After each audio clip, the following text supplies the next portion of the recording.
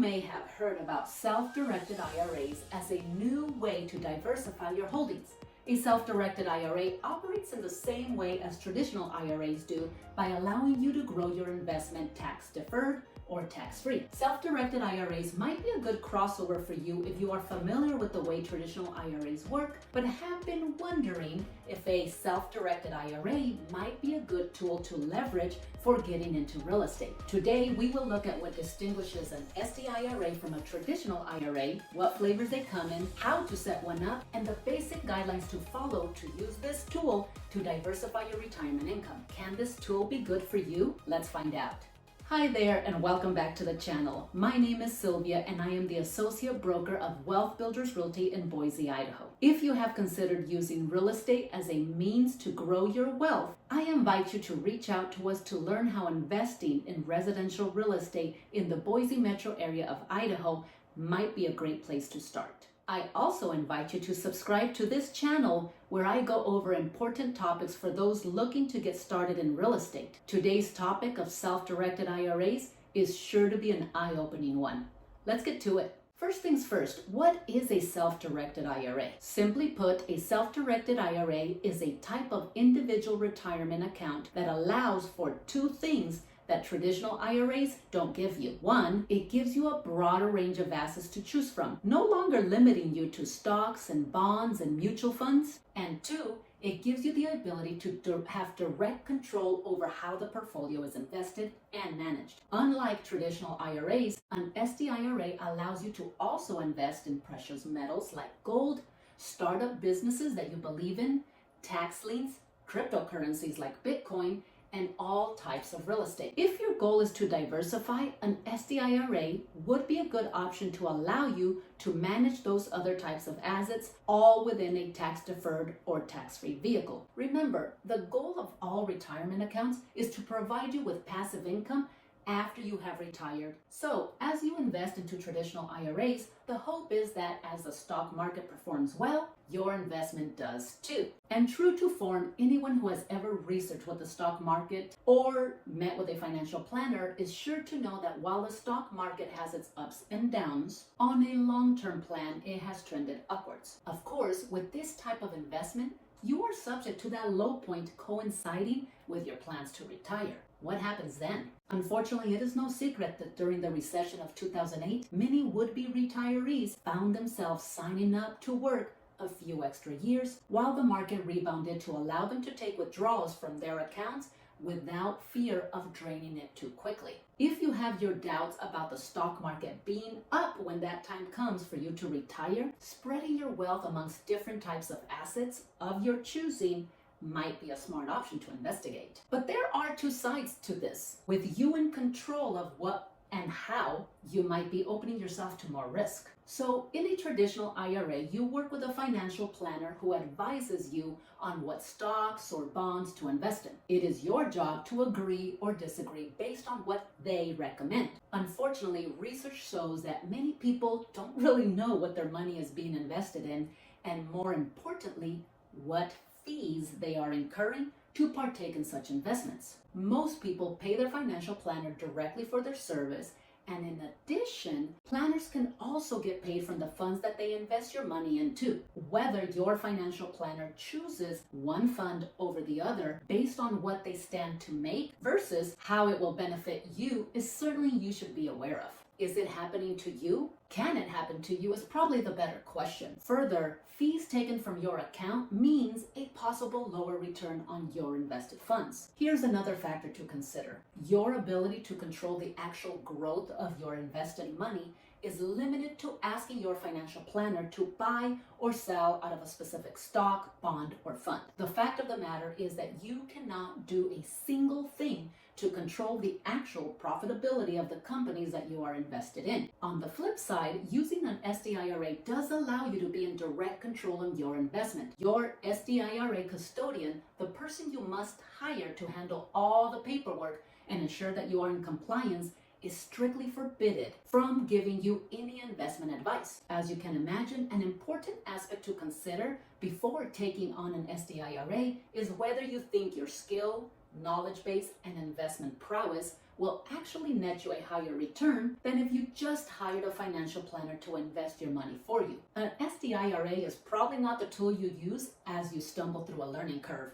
You want to be well versed in the assets that you plan to invest in. Further, you want to make absolutely sure that you know all the rules as they pertain to using an SDIRA, and there are many. Breaking any of the rules could be costly. We will go over some of these important rules a little later in the video. For now, let's look at what setting up an SDIRA would entail. First thing to note is that not all brokerages will offer SDIRAs. Thus, looking for one that does will be your first priority. As I mentioned earlier, an SDIRA will require a custodian who will handle all the paperwork to set up your account and ensure that your proceedings are in compliance with the IRS. Once you locate a custodian, you are ready to choose which kind of SDIRA you would like to open. Let's cover the two types of SDIRAs. The first is your traditional SDIRA, which allows you to contribute pre-tax dollars. Doing it this way will allow you to potentially lower your tax liability in the present by deducting this contribution from your taxable income. Many people benefit from this type of IRA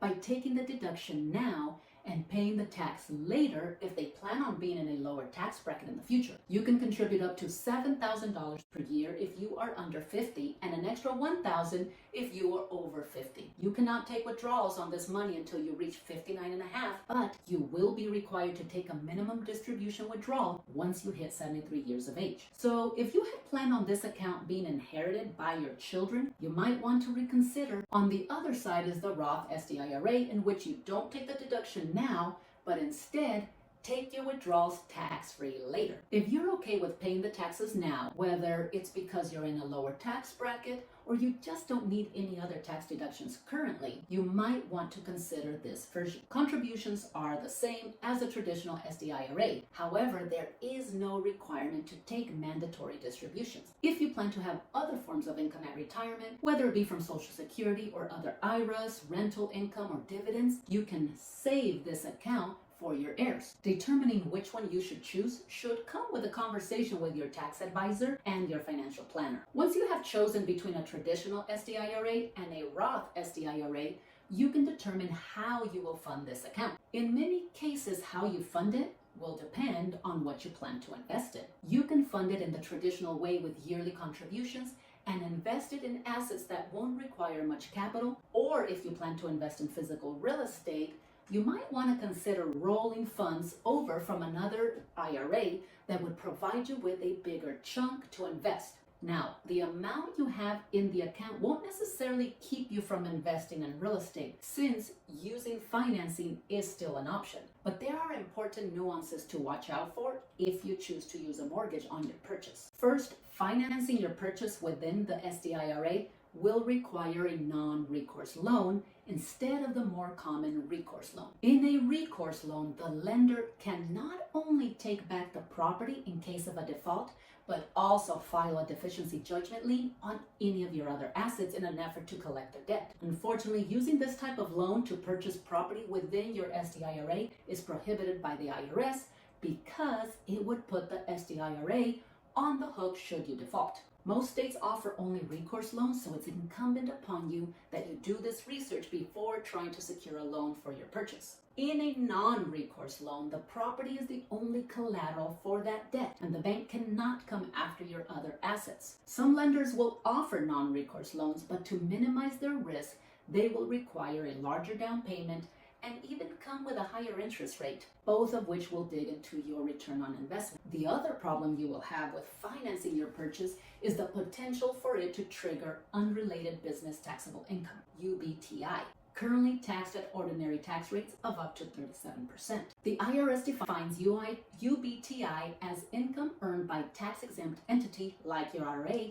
that's not related to the tax-exempt purposes of the entity. So the purpose of your SDIRA is to allow your investment to grow tax-deferred or tax-free over time, giving you passive income at retirement. However, when you introduce leverage like finance debt, you are now supercharging your investment and thus competing unfairly with other taxable companies trying to generate income. That being said, most forms of passive income such as dividends, interest income, and capital gains from the sale or exchange of capital assets are not treated as UBTI. There are ways to avoid incurring UBTI, but that is a conversation for another video. For now, let's move on to purchasing your investment. For the purpose of this video, we will focus on real estate. Purchasing your investment within the realm of real estate, you have many options. You can buy commercial, residential, and even raw land. You can invest in REITs and even issue mortgage notes. However, it's important to note that your SDIRA will actually be the entity that will own the real estate, and thus all related income and expenses must go through the SDIRA. When the time comes to actually write up your offer, the purchase agreement will read in the name of your SDIRA. Your custodian will sign the purchase contract and you will sign as read and approved. You should also keep in mind that whatever you purchase must be for investment purposes, and a disqualified person cannot benefit from it. So who is a disqualified person? That person can be your spouse, your children, your parents, and even your SDIRA custodian. This means that you cannot buy a home for you or your family to live in. Whatever you buy cannot be for personal use. After your purchase closes, your custodian will be in charge of managing all the rental income coming in and setting up payments for any expenses from the account. As you can imagine, there will be transaction fees involved. Depending on how many transactions your property might require, this can become pretty pricey, and the fees have to be paid out of that account, reducing your investment potential. An alternative to this would be to set up an LLC. Though an LLC generally takes more time and effort and money to establish, it has a few key benefits. One of the favorites is having control of your checkbook, which in turn makes you less reliant on your SDIRA custodian and subject to less transaction fees. Plus,